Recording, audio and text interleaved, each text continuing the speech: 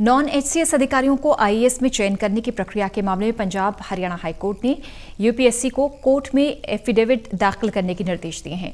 याचिकाकर्ता की तरफ से अदालत में क्या पक्ष रखा गया और कोर्ट ने इस मामले में क्या कार्रवाई की है, इस बारे में बातचीत की हमारे सहयोगी अनिल कुमार ने पंजाब एवं हरियाणा हाईकोर्ट के सीनियर एडवोकेट राजेश गर्ग से।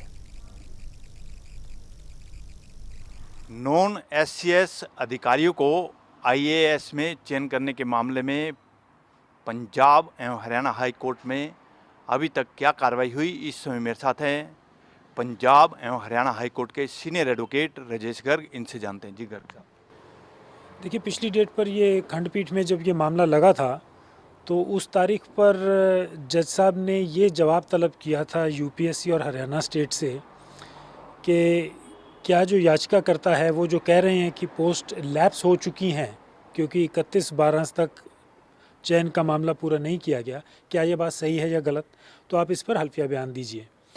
तो लास्ट डेट पर जब हल्फिया बयान आया यूपीएससी का, उसमें उन्होंने कानूनन तो ये नहीं बताया कि पोस्ट लैप्स होती हैं या नहीं होती, लेकिन उन्होंने एक और किसी केस का हवाला देते हुए कहा कि हमें दिशा निर्देश मिले, इस वजह से हमने कार्रवाई आगे कर दी।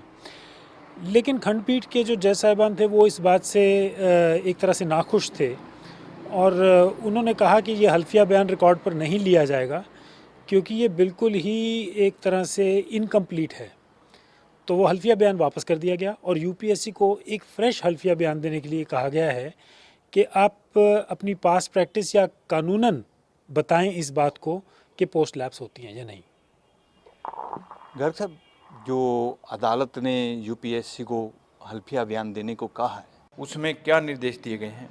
नहीं, देखिए, उन्होंने तो यही कहा है कि पोस्ट लैप्स के बारे में आप बताइए, क्योंकि अगर पोस्ट लैप्स हो जाती हैं तो फिर खंडपीठ सारे मामले की सुनवाई एक संपूर्ण तरीके से शायद ना करे, क्योंकि जो चैलेंज था पिटीशन में कि जो एग्जामिनेशन की जो प्रावधान है वो वैध है या नहीं, वो इसी बात पर निर्भर करेगा कि अगर पोस्ट अभी भी वैलिड हैं तो उस पर डिबेट होगा, और अगर पोस्ट लैप्स हो जाती हैं तो फिर उस बात के डिबेट का कोई मायने नहीं रह जाता। गर्ग साहब, आपने अदालत में क्या पक्ष रखा है?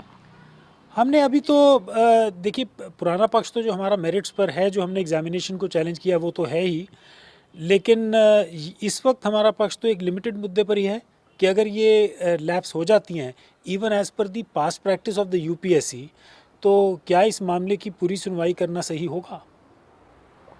गर्ग साहब, अब इस मामले की अगली सुनवाई कब है?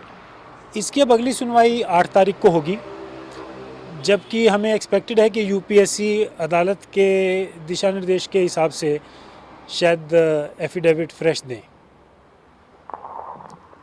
ये थे मेरे साथ पंजाब एवं हरियाणा हाई कोर्ट के सीनियर एडवोकेट राजेश गर्ग। इन्होंने कहा है कि नॉन एचसीएस अधिकारियों को आईएएस में चयन करने के मामले में अदालत ने यूपीएससी को एफिडेविट फाइल करने के निर्देश दिए हैं। Anil Kumar, total news, Chandigarh.